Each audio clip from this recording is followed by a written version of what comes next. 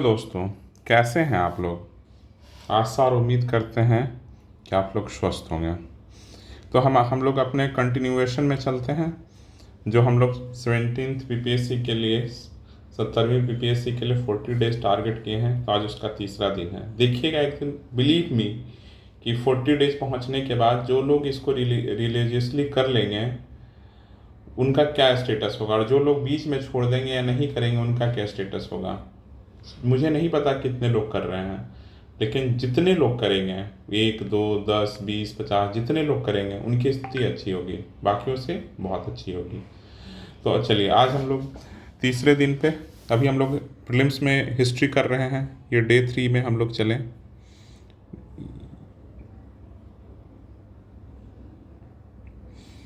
Day 3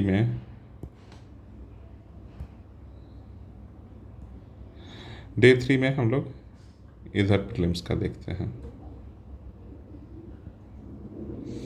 तो हम लोग 1910 तक किए थे, तो आज 1910 से 1947 में जितने भी आईएनसी के सेशन हुए हैं उनको कर लेंगे। अब देखिए, यहाँ से 1910 से 1947 के बीच आपको पता है कि बहुत सारे इम्पॉर्टेंट सेशन आएंगे, जिसका हिस्ट्री में बहुत ज़्यादा इस्तेमाल है, ज़्यादा उपयोगिता है, एग्जाम में बहुत आता है। तो इम्पॉर्टेंट सेशन को नोट डाउन कर लेंगे। एक काम क्या करना, इम्पॉर्टेंट सेशन हमें याद होना चाहिए, ईयर याद होना चाहिए और उसके परसेंट याद होना चाहिए। अब जैसे कुछ कुछ चीज़ें हैं, जैसे आप लोग जैसे बिहार बीपीएससी दे रहे हैं, तो बीपीएससी में बिहार में 2 बार सेशन हुआ है। 2 बार सेशन हुआ है। तो एक बार गया में हुआ है, एक बार गया में हुआ है और एक बार पटना या बांकीपुर, जो भी कहना कह लीजिए, बांकीपुर में हुआ है। इन दोनों का ईयर भी आपको पता होगा, 2212। CR दास इसके हेड थे और इसके RN मुधोलकर थे। गया सेशन की भी अपनी उपयोगिता है। गया सेशन के बाद स्प्लिट हो जाती है, ये अलग CR दास यहीं से बनाएंगे अपनी न्यू पार्टी। इसी तरह बहुत सारी चीज़ें हैं, तो एक बार अच्छे से पढ़िएगा।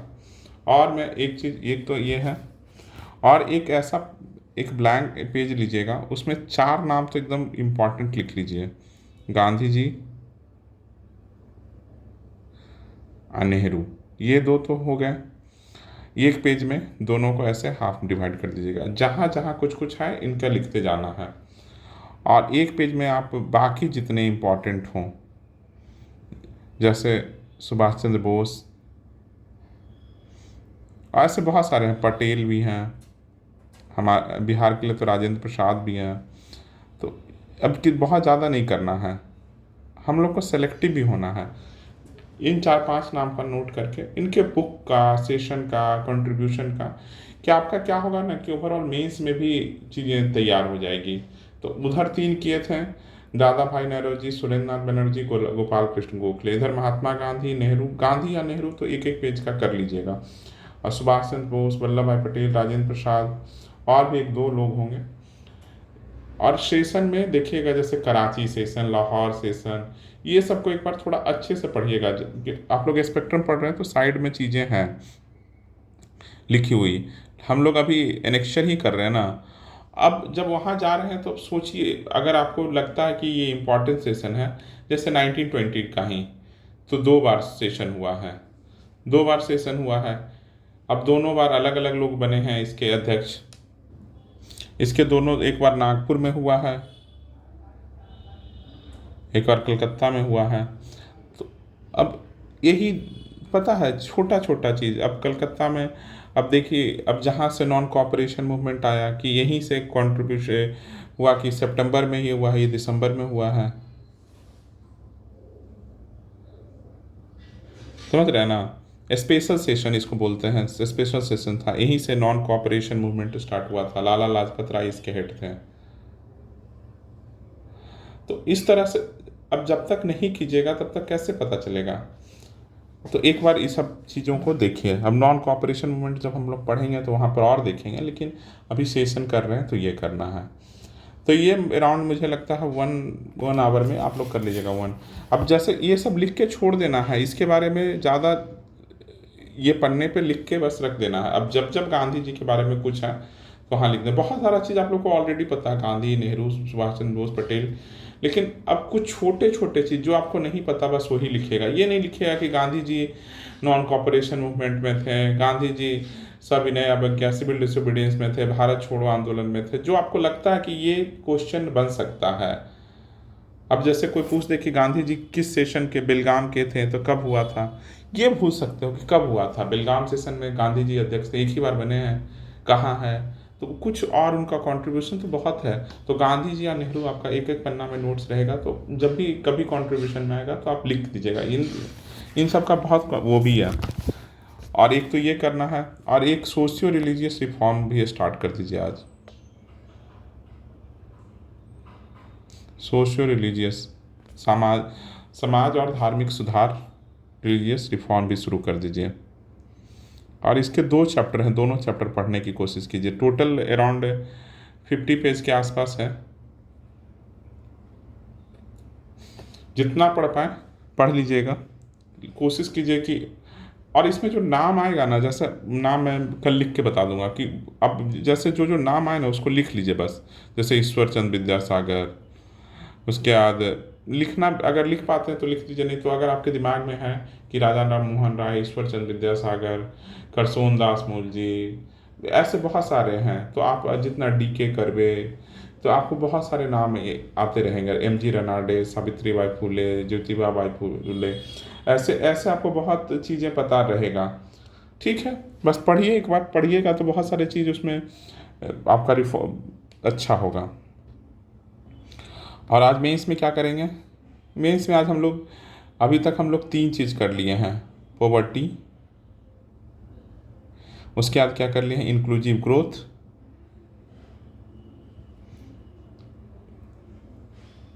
तीसरा हम लोग कल MSME किए हैं। आज हम लोग बहुत आसान टॉपिक ढूंढते हैं। आज हम लोग RBI के बारे में पढ़ेंगे।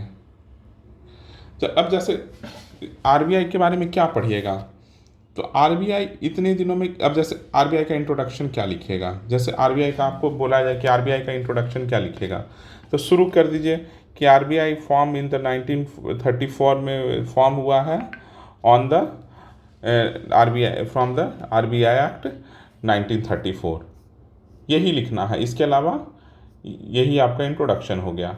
अब चलिए, इंट्रोडक्शन हो गया, तब उसके बाद क्या लिखेंगे? RBI का क्या काम है, RBI का क्या काम है। तो अब जैसे इंट्रोडक्शन लिख दिया, अब इनका काम क्या है, तो अब लिखे वो कि RBI का काम क्या है। तो ये क्या है? कंट्रोलर ऑफ मनी है, कंट्रोलर ऑफ मनी सप्लाई, ऐसे लिख लीजिए, सप्लाई, इन्फ्लेशन, और क्या चीज़ के हैं? फॉरेन एक्सचेंज, ये सब आप लोग लिख लीजिएगा। ऐसे इनको हर चीज़ पे तोड़ दीजिएगा। अब रेगुलेटर किसी चीज़ के हैं, फिर बैंकर हैं बैंक के और गवर्नमेंट के, और मिसलेनियस। अब मेन इसमें क्या करना है आप लोगों को? मेन करना है कि RBI का रोल, हम लोग रोल क्या है कि RBI अपना रोल निभाया है सही से, RBI इतना रोल इसका सही से रहा है। तो अब RBI के रोल में देखिए, अब इसी पे जो हम लोग किए हैं, ये 4 काम हैं, तो इसी पे इनको डिस्कस कीजिए। रेगुलेटर और रेगुलेटर हैं, बैंकर्स टू बैंकर हैं, अब इसी पे तोड़िए कि अब ये क्या, ये सही काम किए हैं। हाँ भाई, इन्फ्लेशन मनी सप्लाई ठीक किए हैं, इन्फ्लेशन को टारगेटेड करके रखते हैं 4 to 6% में, जो इनका है ±2 to 6% में, ये टारगेटेड करके रखते हैं 2016 से। और क्या है कि उसके बाद ये अभी कुछ न्यू टूल भी ला रहे हैं जो मॉनेटरी पॉलिसी में, जैसे ऑपरेशन ट्विस्ट, SDF लाएँ, जो ट्रेडिशनल टूल था उससे अलग। तो ये सब ये अच्छा कर रहे हैं। ये अभी तक फॉरेन एक्सचेंज को थोड़ा इतना अच्छा करके रखे हैं कि क्राइसिस नहीं हो रहा। 600 बिलियन के आसपास हमारे पास फॉरेक्स है, ये लिखना है। अब उसके बाद ये क्या किए हैं कि बैंकर्स टू बैंक हैं, अब बैंकों को भी समय समय पे चीज़ें बताते रहते हैं। ये कभी कभी क्या कहते हैं, जो SLR है उसको भी देखते रहते हैं। तो ये सब चीज़ें हैं कुछ कुछ। उसके बाद बैंकों को, और अब ये कहाँ कहाँ इनका दिक्कत है, अब इनका निगेटिव कहाँ है। तो अब निगेटिव अब उन्हीं सब में देखो, जो पहले देख रहे थे कि अब ये कंट्रोलर ऑफ मनी सप्लाई है, लेकिन कभी कभी ये क्राइसिस में आ जाते हैं। जैसे इन्फ्लेशन कोरोना के समय और रशिया यूक्रेन क्राइसिस में नहीं हो पाया था। उसके बाद एक एक एक इनका ये भी है कि डिमोनेटाइजेशन के समय भी ये सही से अपने रोल को नहीं निभाए थे। कंट्रोलर ऑफ फॉरेन एक्सचेंज में है, तो अभी तक हम इतना ही 600 बिलियन ही लाए, जबकि चाइना का 3 ट्रिलियन हो चुका है।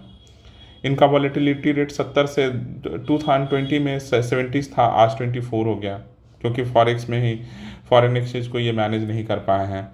और ये फेड ट्रैप, जब US फेड ट्रैपर करता है तब भी हमारे यहाँ स्टॉक ऊपर नीचे हो जाता है, ये भी हमारे लिए, तो उसको भी ये कंट्रोल सही से नहीं कर पा रहे हैं।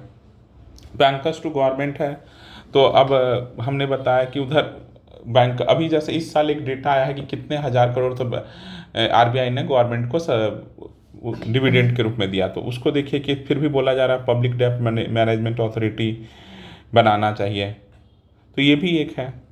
तो इस तरह से एक तो ये कर लेना है। वे फॉरवर्ड देखिए कि, और इसको कोई स्ट्रेंथन करने के लिए और आप कोई तरीका जानते हैं क्या, तो ये किए हैं, तो इस तरह से ये किए हो गया।